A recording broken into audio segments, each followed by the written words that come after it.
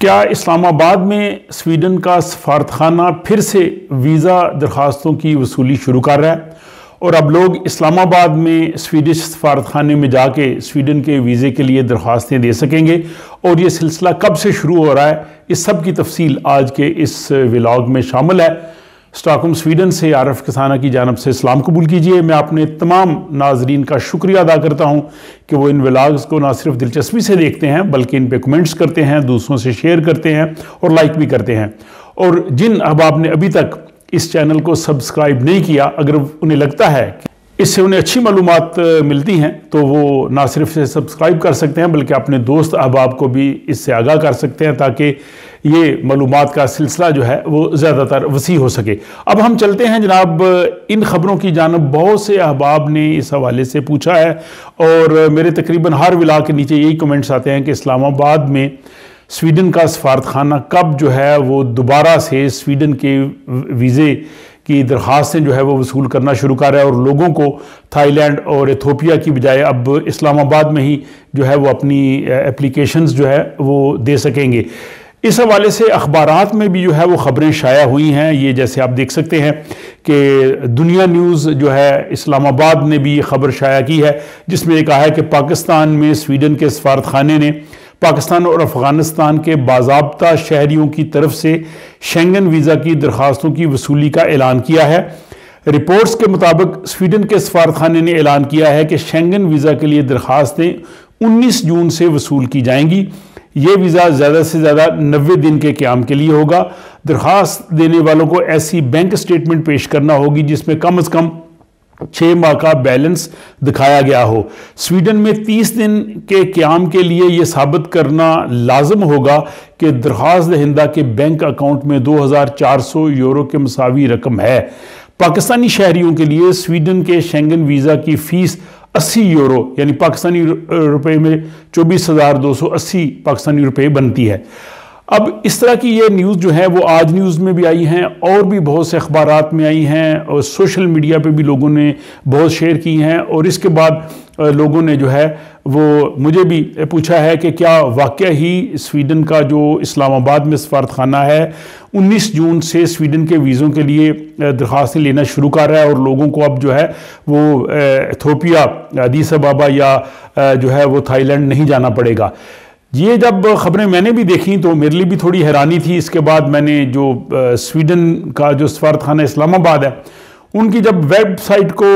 Visit کیا تو آپ دیکھ سکتے ہیں کہ اس پہ ابھی تک کوئی نئی اطلاع نہیں ہے۔ اس میں یہی لکھا گیا ہے کہ امیگرنٹ ویزے کے لیے آپ کو ادیس ابابا ایتھوپیا جانا پڑے گا اور وزٹ ویزے کے لیے آپ کو جو ہے وہ تھائی لینڈ جانا پڑے گا، یعنی ویب سائٹ پہ کسی قسم کی کوئی انفارمیشن نہیں تھی۔ اس کے بعد میں نے یہاں جو مائیگریشن بورڈ ہے سویڈن میں جو ویزا پروسیس جو ہے وہ اس کو کنٹرول کرتا ہے، ان کی ویب سائٹ پہ بھی اس قسم کی کوئی اطلاع نہیں تھی۔ اس کے بعد میں نے مناسب سمجھا کہ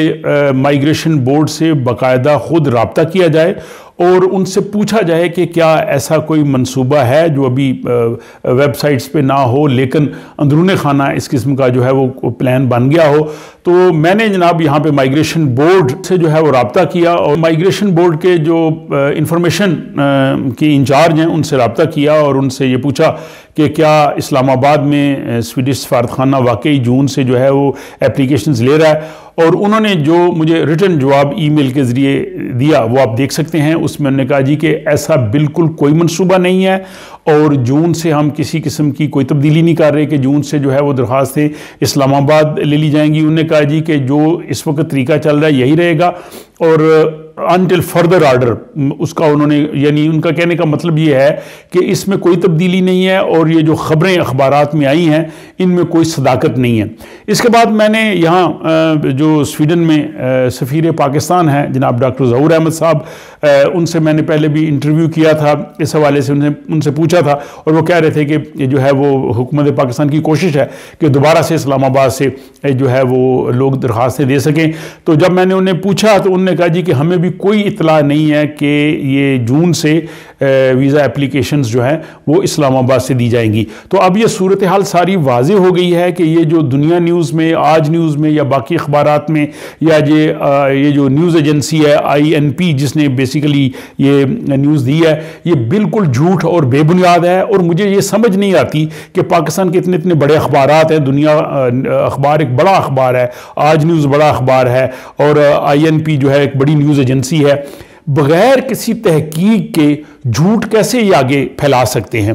مجھے بھی یہ نیوز آئی، لیکن میں نے ان نیوز کو بجائے آگے پھیلانے کے، سوشل میڈیا پہ چلانے کے، میں نے تحقیق کرنا مناسب سمجھا، اور میں نے جو ہے وہ اسلام آباد میں سویڈش ایمبیسی سے بھی رابطہ کیا۔ میں یہاں جو پاکستان کے سفیر ہیں ڈاکٹر ظہور احمد سفارتخانہ پاکستان، ان سے رابطہ کیا، اور پھر یہاں مائیگریشن بورڈ سے رابطہ کیا، اور جب تک مجھے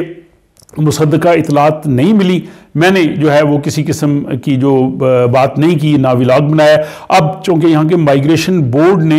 ان ریٹن یہ دے دیا ہے کہ اس قسم کا کوئی منصوبہ نہیں ہے، یہ درخواستوں کا جو طریقہ کار طے کر دیا گیا ہے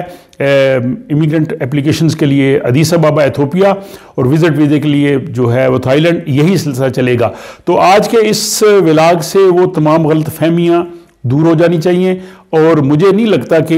مستقبل قریب میں بہت جلد اس میں کوئی تبدیلی لائیں گے، کیونکہ جن لوگوں نے امیگرنٹ ویزا لینا ہے وہ ادیس ابابا جا رہے ہیں اور وہ اپنا ویزا حاصل کر رہے ہیں، اور دوسرے لوگ جو ہے وہ تھائی لینڈ کے ذریعے وزٹ ویزا لے رہے ہیں۔ تو اس لیے جو لوگ اس انتظار میں ہیں یا بار بار ہر ولاگ کے نیچے پوچھتے ہیں کہ امبیسی کب کھلے گی، امبیسی کب کھلے گی،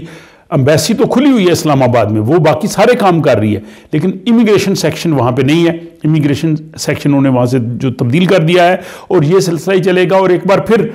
مجھے حیرانی ہے ہمارے پاکستانی میڈیا کے بڑے اخبارات، کوئی یہ چھوٹا اخبار نہیں ہے، دنیا یا آج نیوز یا باقی بھی جو اخبارات نے اس خبر کو شائع کیا ہے، بالکل جھوٹ کا پلندہ ہے۔ اب ان کو چاہیے، دنیا نیوز کو، آج نیوز کو اور باقی سب کو چاہیے کہ وہ اس کی تردید شائع کریں، یا کم سے کم یہ اسلام آباد سے اخبار شائع ہوا ہے تو اس کو چاہیے تھا کہ وہاں اسلام آباد میں سویڈش ایمبیسی سے پوچھ لیتے کہ یہ ہمارے پاس یہ نیوز آئی ہے، اور یہ جو INP نیوز ایجنسی ہے اس کو تو معذرت کرنی چاہیے اپنی ویب سائٹ پہ کہ ہم نے یہ غلط خبر لگائی ہے۔ بہرحال جناب، آج کے اس ولاگ سے تمام ساری صورتحال آپ کے سامنے میں نے رکھ دی ہے۔ اس حوالے سے جب بھی کوئی اپڈیٹ ہوگا، میں یہاں پہ مائیگریشن بورڈ کے ساتھ بھی ان ٹچ ہوں، جو پاکستانی سفارتخانہ ہے سویڈن میں ان کے ساتھ بھی، اور جو سویڈش سفارتخانہ اسلام آباد میں، جب بھی کوئی اپڈیٹ ہوگا، کوئی ایسی چیز ہوگی تو وہ ڈیفینیٹلی آپ کو جو ہے میں فوری طور پہ اس سے آگاہ کر سکوں گا۔ تو یہ تھا جناب آج کا یہ اہم ولاگ پاکستانی ایمبیسی کے حوالے سے۔ آپ اس کو دوسرے احباب سے بھی شیئر کر سکتے ہیں جو اصل صورتحال جاننا چاہتے ہیں، تاکہ غلط فہمی میں کوئی آدمی اپنی اس طرح کی منصوبہ بندی نہ کرے کہ بعد میں اس کو جو ہے وہ پریشانی ہو۔ اپنا خیال رکھیے گا، اور ملتے ہیں ہم کسی اگلے ولاگ میں۔